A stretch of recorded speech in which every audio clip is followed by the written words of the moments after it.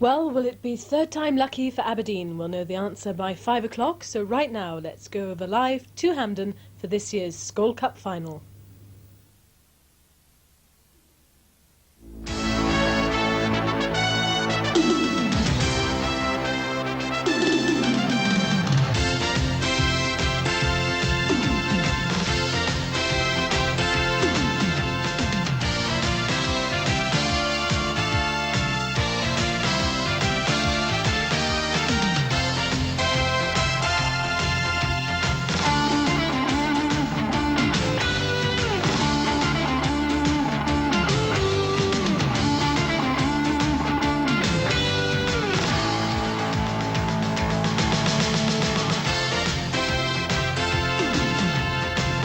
Good afternoon and welcome to our live and exclusive coverage of the 1989 Skol Cup final. And joining me here in the studio at Hampden is Andy Gray, who will be analysing today's action. Andy, welcome. Tell me, what kind of match you think we've got in prospect today? I think, like most Rangers Aberdeen matches, Jim, it's going to be tremendously competitive. And we're all hoping, if they can conjure up something like the last couple of years, then I think everyone here will be well satisfied with that. Do you think it can even top the last two finals, Andy? They've made it very difficult, the players, to do that. I think if we get something half as good, then I think everyone here will be very pleased. But I think there'll certainly be goals here. I don't see it as one of these 0-0 affairs at all. I'm sure there'll be plenty of goals. Who do you favour, Andy? Let me ask you that, because the Dons obviously must be extra keen to win it. Yeah, it's been a few years since Aberdeen have won a trophy, and it's been 2 years in a row that they've lost out here, so they'll be extra keen to win it. But I must favour Rangers, I think, purely because they have more goal threat than Aberdeen at the moment.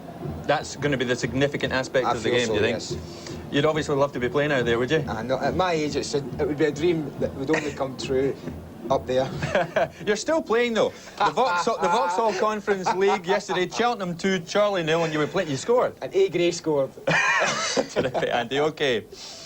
Well, about half an hour ago, the teams arrived here at Hampden to prepare for the match.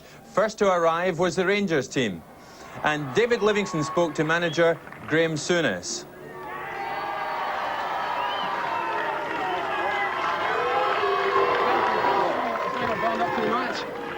Well, we're all looking forward to it. Obviously, you can never play in enough cup finals. Any nerves on your part?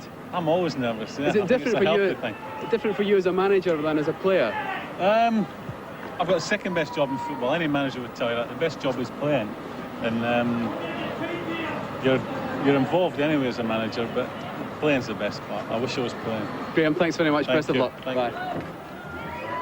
A few minutes later, the Aberdeen team arrived, and manager Alex Smith talked again to David Livingston. How are you doing? All right, Alec, can you tell us something about your final build-up to the game? Yeah, it's been very good. We've done a wee bit of training this morning out at Aberdeen, and it's went fine. Everybody's OK, ready to go.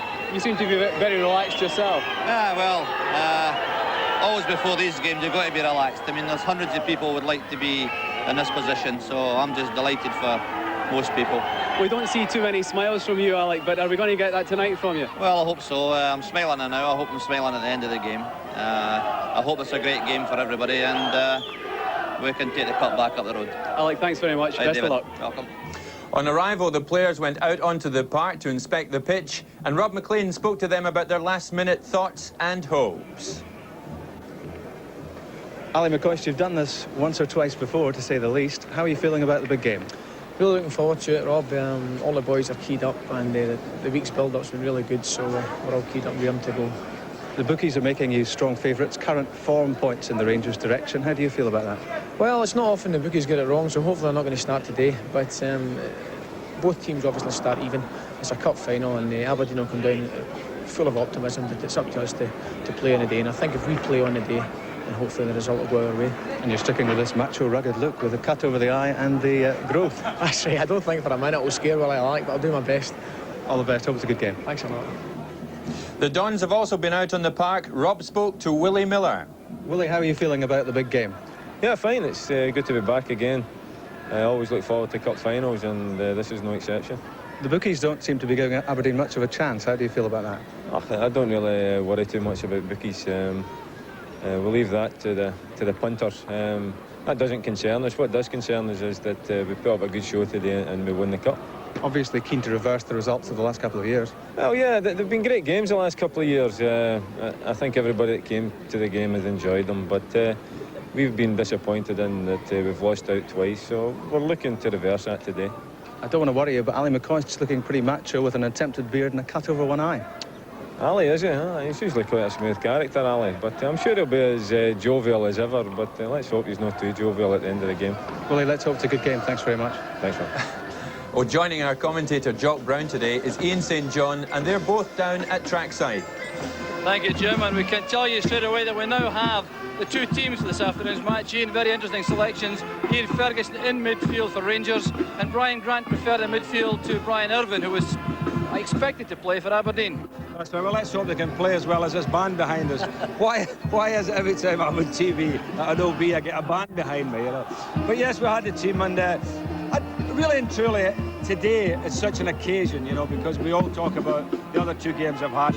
I mean, this was been billed as what, great encounters of the third kind. So I hope it lives up to that billing.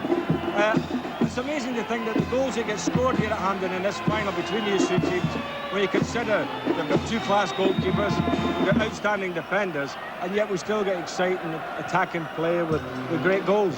We also have this afternoon the youngest player in the field will play for Aberdeen, 18-year-old Ian Jess. Very big occasion for a young man. Well, it's a big occasion for him, and we'll have to see how he handles it, because, as you know, the atmosphere can be a bit intimidating. But, I mean, you've got experienced players like Charlie Nicholas, for instance. I think a lot depends on Charlie for Aberdeen. You know, he's got to look after the younger players, hasn't he? You know, with the experience he's got. Well, the other problem too for Aberdeen is their last performance was a very disappointing home defeat against Hearts.